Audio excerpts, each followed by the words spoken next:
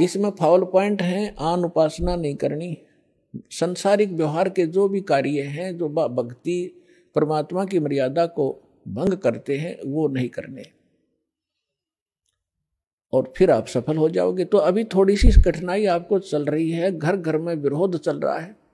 पति ने नाम ले लिया, पत्नी नहीं मानती, मैं तो सारी पूजा करूंगी, तो कैसे ऐसा क्या कर रहा है।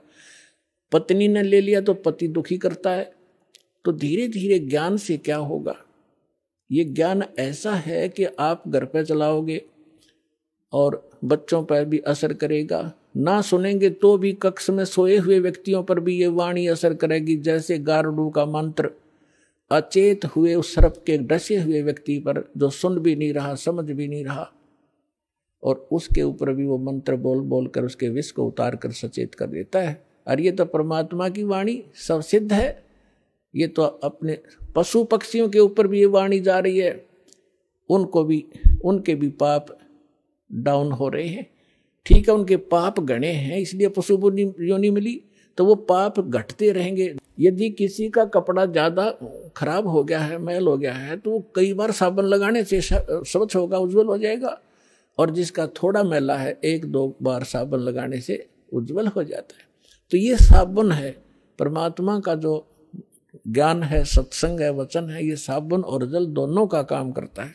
तो धीरे धीरे ये सत्संग जिस घर में चल रहा है, पड़ोसियों तक भी असर होगा आपका, और आपके घर के पशु पक्षियों पर भी इसका प्रभाव पड़ेगा। आपके घर कोई पशु पक्षी भी रह रहा है, उसके ऊपर भी धीरे धीरे उसके अंदर ये वाणी का जो ज्ञान यज्ञ का पुण्य उसमें संग्रहित होगा। और कुछ ऐसे पाप हैं जो ज्ञान यज्ञ से ही खत्म होते और उसका विकल्प ही नहीं है। जैसे कपड़े को पहले थोड़ा मैला है तो जल से धो दिया, साफ हो गया। ज्यादा मैला है तो और भी मैल रहा तो साबुन लगाना पड़ा, और फिर भी कोई दाग दबा रह जाता है तो ड्राई क्लीन से साफ हो जाता है। तो इसी प्रकार ये सभी क्रियाएं हमें अपने अंतःकरण, अपने जीव के ऊपर, आत्मा के ऊपर जो मैल जमा हो गए, उन सभी पापों का नाश करने के लिए ये सारे ही साधन अपनाने पड़ेंगे। मंत्र के जाप भी करने पड़ेंगे, 5 यज्ञ भी आपने करनी पड़ेंगी, और तब जा करके आपकी भक्ति सफल होगी। तो इसमें फाउल पॉइंट दास आपको बता रहा है कि ये भ्रमित ना होना। ऐसे कोई व्यक्ति आपके साथ डिस्कस भी करे तो उसको समझाना कि देखो, पहले तो जब हम डॉक्टर के पास जाते हैं तो डॉक्टर की औषधि में हम स्वयं ही विवेचन करते हैं, तो फिर उस डॉक्टर के पास जाने की आवश्यकता ही नहीं कि इसने दवाई ठीक नहीं दी तो कोई और देखो, वहां से लो। तो इसी प्रकार सबसे पहले तो ये देखो, ये ज्ञान आज तक ना किसी ने सुना और ना सुनाया, किसी के पास था ही नहीं। और जिन महापुरुषों के पास था उनको प्रतिबंध कर दिया था, मालिक ने प्रतिज्ञा करा दी थी कि अभी इसको डिस्क्लोज ना करना। तो महापुरुष थे, वो अपनी अमृतवाणी में बोल के सारा कुछ लिख के एफिडेविट बना के कबीर इज गॉड, ये वो फाइनल कर गए थे वो महापुरुष, जिनके दास बार बार उनके शुभ नाम आपको सुनाता है। और फिर हमारे सदग्रंथ उसी का प्रमाणित करते हैं कि कबीर इज गॉड। तो फिर ये क्लियर हो गया कि आज तक कोई हमें यही निर्णय नहीं करके बताया कि भगवान कौन है और कैसा है। अब जैसे रामकृष्ण को और विष्णु जी को, शंकर जी को भगवान मानने वाले, उनसे अगर हम पूछा करते थे कभी कि भगवान, वो कहता मैं समाधि लगाता हूं, भगवान देखा आपने? भगवान दिखता थोड़ा ही है, वो तो निराकार है। और ये विष्णु ब्रह्मा जी की मूर्ति रख रखी, ये क्या फिर? तो हमारा निराधार ज्ञान था, बेसलेस था, हम डामाडोल थे, स्थिर नहीं थे। और इसी प्रकार ये राधा स्वामी किसी ने पूछ लो या किसी महर्षि ने पूछ लो, अभी तक जिनके विचार रहे हैं, परमात्मा तो निराकार है। साकार आता जब रामकृष्ण रूप बन जाता फिर निराकार हो जाता है। तो खाक ज्ञान था इनको। वेद बताते हैं कि वो परमात्मा सशरीर है, मनुष्य दृश्य है, ऊपर सिंहासन पर विराजमान है और उसके सिर पर मुकुट है। ये तो वेद बताते हैं, राजा की तरह बैठा है।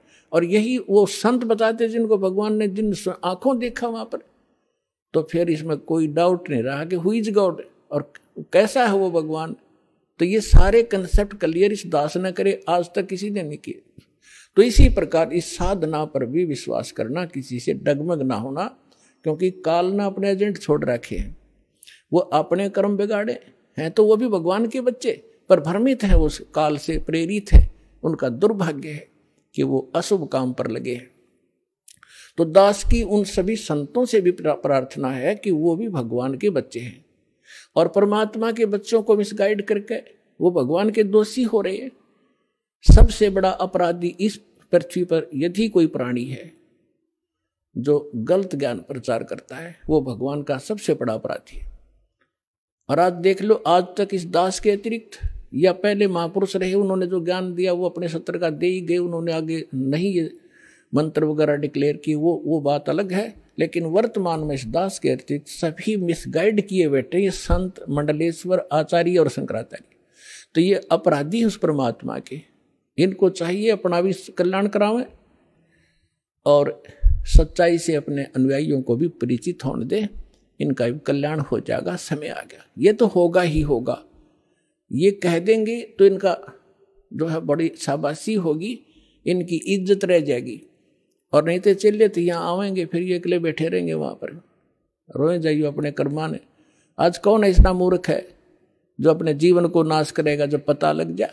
आप सुन रहे थे जगत गुरु तत्वदर्शी संत रामपाल जी महाराज जी के मंगल प्रवचन। अधिक जानकारी के लिए विजिट कीजिए हमारी वेबसाइट www.jagatgururampalji.org। संत रामपाल जी महाराज जी के शुभ आशीर्वाद से पूरे विश्व भर में 500 से भी ज्यादा नाम दीक्षा केंद्र हैं, जिन पर संत रामपाल जी महाराज जी द्वारा ऑनलाइन निशुल्क नाम दीक्षा दी जा रही है। अपने नजदीकी नाम दीक्षा केंद्र का पता करने के लिए संपर्क करें 8222880541।